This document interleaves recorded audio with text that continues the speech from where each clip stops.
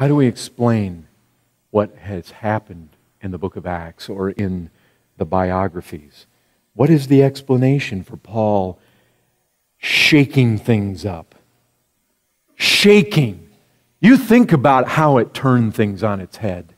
You have men and women going to hell, and now they are headed to eternal life. They are headed to glory. You have people who are slaves of sin, now in love with Christ. You have people that are in darkness, now in light. I mean, radical changes. People who went to the synagogue and it was all about their life and their culture and their religion, and now they don't go there anymore. Now they're worshiping Christ. Radical transformations. People in darkness. Pagans.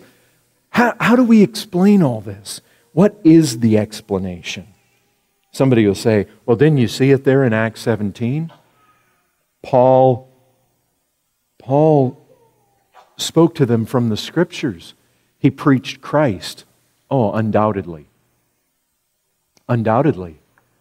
But have some of you not spoken to people about Christ and you've seen absolutely nothing? You see, that answer isn't sufficient by itself. That isn't it. You know what I start asking myself is, right here in Acts 17, what happened before that? You know what happens before that? Follow the road back up north to Philippi. What happened there? Well, they're singing, they're praying, and what happened? God came. God came and shook the place. Luke wants us to see the facts. And if you follow his facts, God came. The place was shaken. God came. The doors opened. God came. Philippian jailer, wonderfully converted. Go back before that. God came. A demon was cast out. A spirit of divination from this fortune teller. Listen, try to do battle with angels. We have no power. We're helpless. God came, and that's what happened. God came down there by the riverside, and Lydia's heart was moved. You think about what happened at Philippi. There's no explanation. I mean, again and again, Luke is pointing out to us, God came and did this. You follow back before that. Go back to the coast there and then across where they sailed from. And what happens there?